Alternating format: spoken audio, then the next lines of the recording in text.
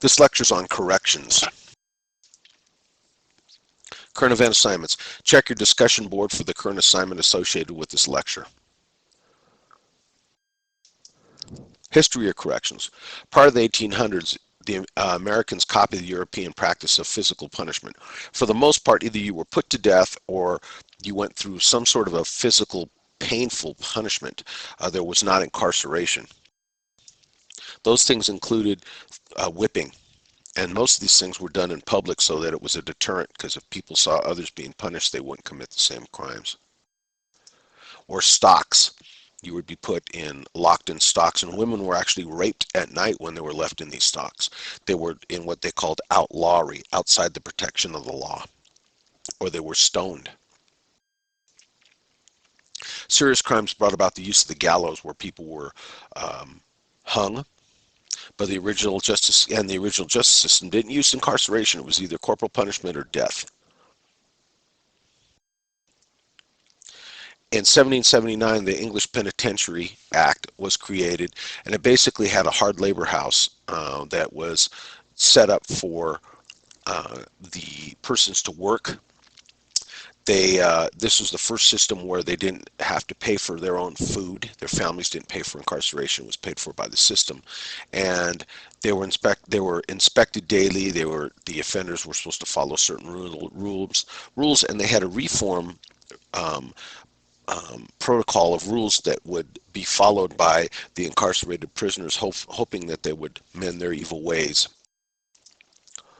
During the night, prisoners were confined to their cells, but during the day, they were allowed to labor together silently in a common room.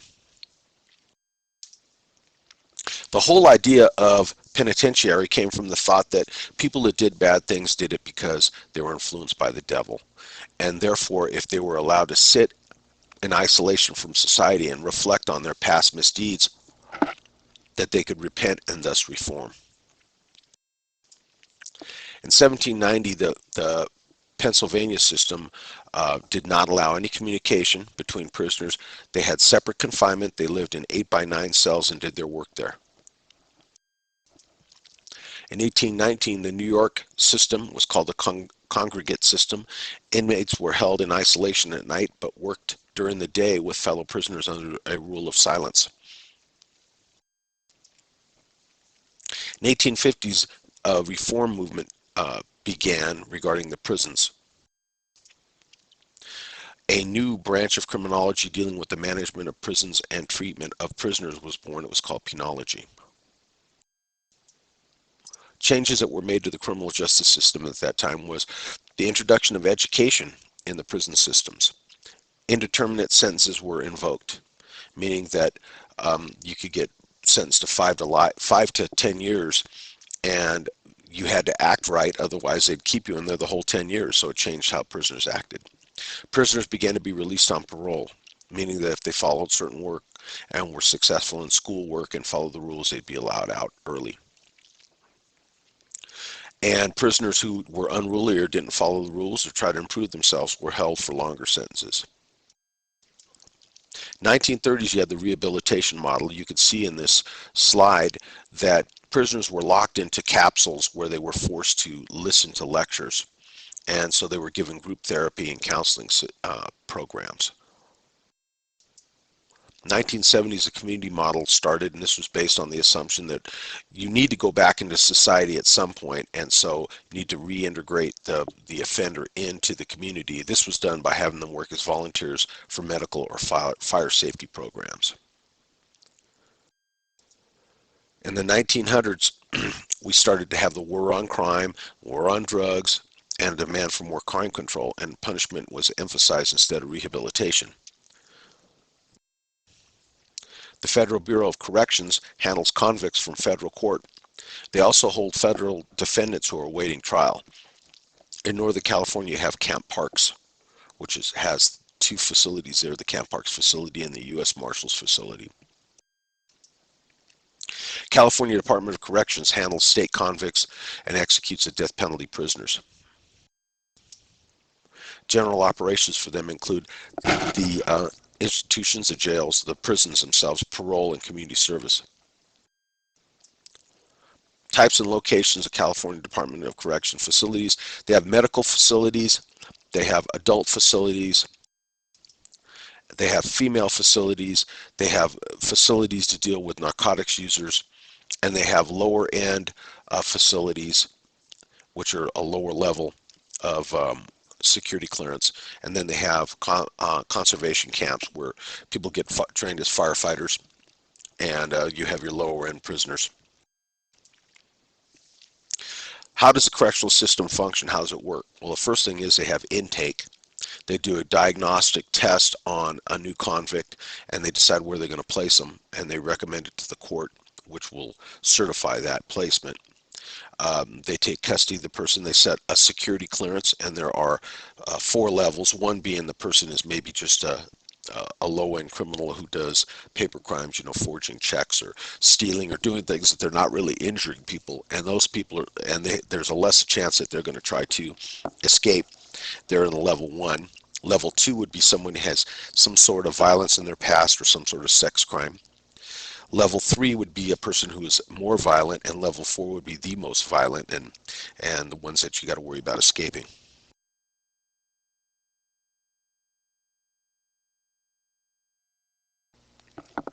County jails handle convicts with less than 1 year sentence, mostly on misdemeanors, and they hold defendants awaiting trial.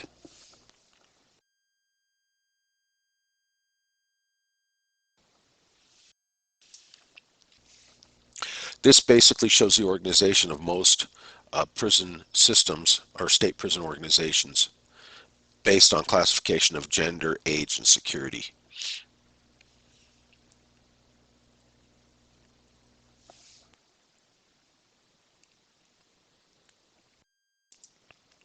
You have maximum security prisons. These are usually like fortresses. They have cells. We call them SHU units, special housing units. Their standard uniform and dress codes. Everything's based on security. And you may have the ratio of prisoners to guards may be 1 guard to every 2 prisoners. A lot of control here. These guys get out maybe once a week for an hour. Medium security prisons are similar to maximum security prisons. They're usually level 3. The difference between level 2 and level 3 and 4 is that in level 2 there's no guns up on the walkway. Level 3 you begin to have snipers. So they have security's less intense, they have a little more privileges and more treatment efforts. Minimum security prisons usually don't have armed guards or walls. It's the less violent prisoners, dormitory style, often farms and ranches. They have some walkaways, but most of the people know that they want to finish their sentence in this sort of environment instead of being moved up to a higher level. We do have ultra maximum security prisons, and these are for prison gangsters. They house the most dangerous predatory criminals. Extra tight security. They have basically they're built in different ways to prevent anything from being used as a weapon. State institutions for women are out there. There's only 6% of the incarcerated population are women. Most of them get probation and intermediate sanctions. And they're usually located in really isolated areas away from their families and communities. Examples of some of the programs that have gone on. Camp Parks was co-ed at one time. Problem they had there was they refused to give out any birth control devices, and so they had about 11 pregnancies per year. So they segregated that and made that just a woman's facility.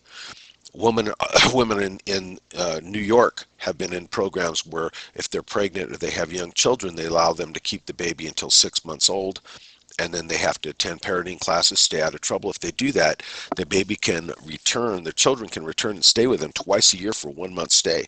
That's a big incentive, and they found that they've really got good control on the female prisoners because they want to see their kids.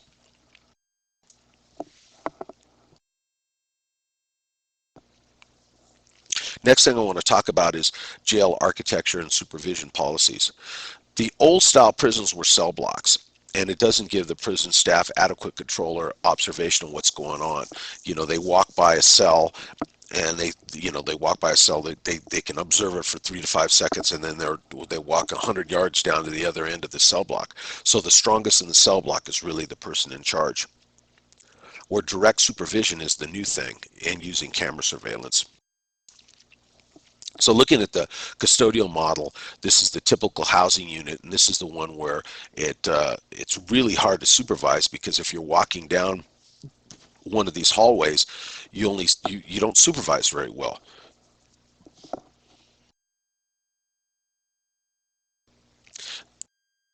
The new architectural design is called direct supervision, and you're seeing these prisons go up. Now the new ones are all built like this.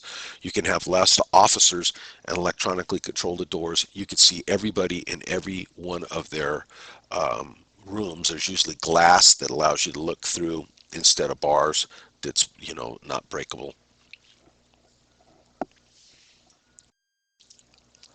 Private prisons are a new thing. In 1985, the U.S. Corrections Corps started, and they started Kentucky's Marion Adjustment Center. Since then, Wackenhut is one of the big companies that's been in Florida, Australia, and California. Why would we want to go to private prisons? Well, the average California prison takes 6 years to build and staff and house inmates, where a private prison could get it done in 6 months, and they could be run more cheaply, and the employees work for less money. Problems with private prisons, their biased evaluations effectiveness that have come out. They said that they're not really that effective because they get paid a certain amount of money, a per diem per prisoner, and they tend to cut corners to save costs. Also, hardcore prisoners can't go there. They're only taking level ones. Also, complaints it widens the net of social control, and that the maintenance of liability in those prisons is bad. I mean, they're getting sued left and right. There's a loss of state jobs, and that the state officers are much more professional. Difficult to control quality of service in those prisons, and morale considerations among state prison officers. Community corrections. We're going to start talking about probation and parole now. First, probation, it's supervision in the community, where a person reports to a probation officer. They may have to provide drug tests or maintain a job or go to counseling. If they screw up, they go back to the judge that originally sentenced them. Typically, you go on probation after you've been sentenced, and they suspend the sentence and allow you to go on probation. If you screw up, you get the original sentence back.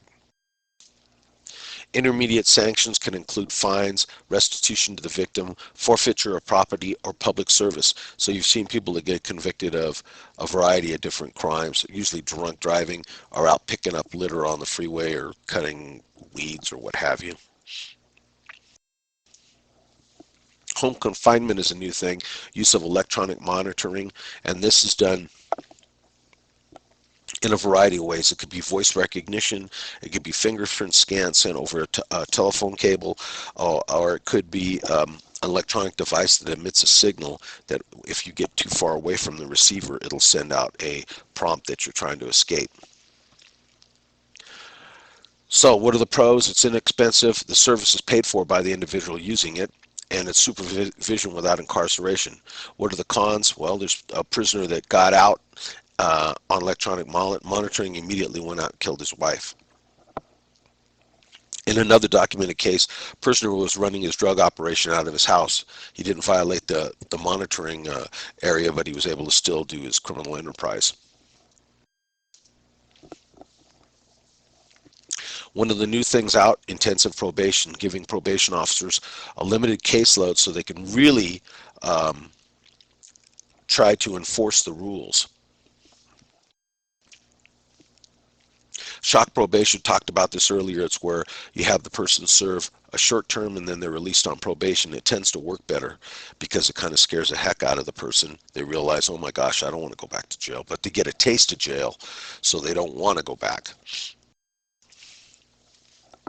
Boot camps are done both in the county and the state area with both felons and misdemeanors. And what it is if you agree to go through a strict training program, your sentence is decreased as a reward for the participation. It was originally thought that it would instill self-respect and respect for the community and in the person's self and responsibility, but there have been some new studies that say that boot camps do not prevent recidivism.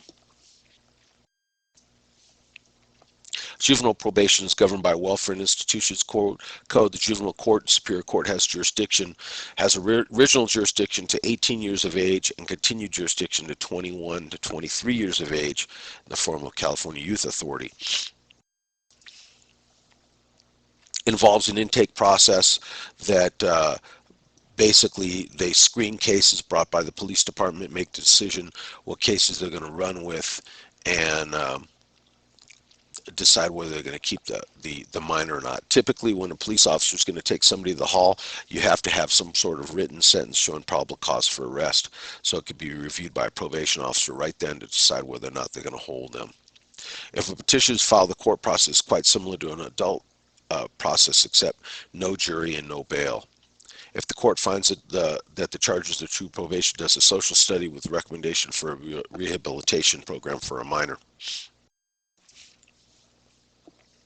Juvenile types of probation include informal probation, 6-month probation, wardship, which means that the child is taken from the family, or placement into county facilities, private facilities, or foster homes, or sentencing to California Youth Authority. General conditions of those types of probation include obeying all laws, minding parents, attending school, follow the order of the probation officer, and there could be other conditions designed to fit a particular minor, like they can't hang out with a certain person. Incarceration in prison society. The Rehabilitation Model emphasizes that the provision of treatment programs designed to reform the offenders are offered in the prison system. Reintegration Model says that you have to eventually go back into society and you should start to slowly make contacts with your family and the community. First thing that happens when somebody is sentenced to prison is, again, they have to do a process of evaluating the security level of the person and their treatment needs and what sort of work assignments they might get. If the person is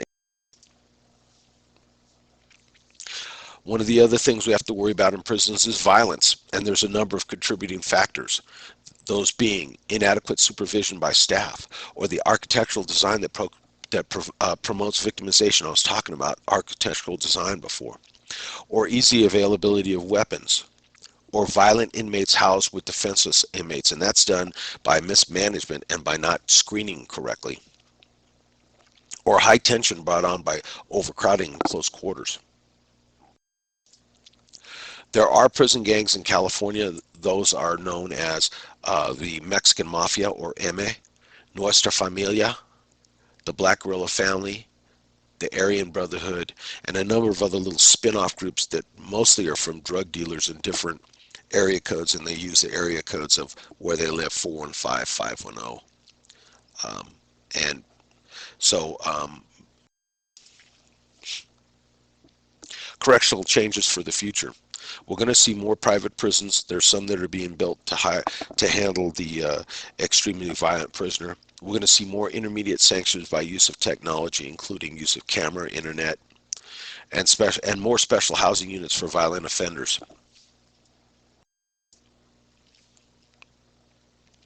After someone has served time, they can get parole, and parole process includes the determinant sentence, where the parole process is post-prison and therefore an extension to prison incarceration.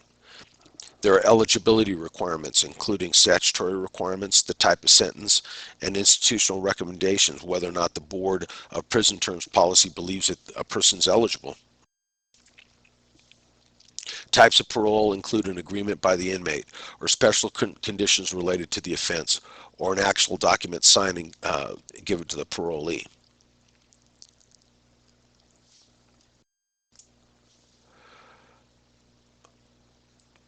Talk about really quickly, we train some officers so they know that there's some parole enforcement that they can help with. The first thing is that a parolee can be searched without a warrant by any agent of the Department of Corrections or by a law enforcement officer who obtains prior authorization from an agent or a law enforcement officer who has reasonable suspicion to believe that the parolee is engaged in criminal activity. Used to be that you could walk up to a parolee that you knew somebody was on parole, tell them to empty their pockets. But there's a new case that just went down in March of 2005 that said that officers have to have a trigger, meaning the attention has to be brought upon the person, and it has to be believed that they're engaged in criminal activity before you can search them. Parolee's parole may be revoked for engaging in any conduct prohibited by law. Examples of conditions of parole can include that a parolee cannot use alcohol, that they can't associate with undesirable people, meaning usually criminals, that they can't possess firearms or other weapons, that they'll maintain contact with their probation officer or parole officer, that they may be subject to court-imposed search conditions. The primary role of parole and probation is to protect the community from the future criminal acts of people who have been convicted of a crime. Parole officers and probation officers are considered peace officers and may be armed under California law. Parole is a reduction in the parolee's sentence after they've served some time in prison, while probation is a suspension of their incarceration before they serve time. The Parole Division is a 24-hour-a-day operation, and you could get information from them pretty much all the time, while the probation office is usually business hours sort of operation, so you're a little limited in getting the information. The conditions of parole are imposed by administrative body, either Department of Corrections or Community Release Board, where the conditions of probation are imposed by the court, the judge that actually sentences the convict. In contrast to parole, there are two types of probation. There's summary probation and unsupervised probation, where the rules and conditions are determined by the imposing judge. And then also formal probation, which is a supervised probation period with a formalized set of rules under which they have to comply. These are the key terms for this lecture. You should pause the movie so that you can write these down.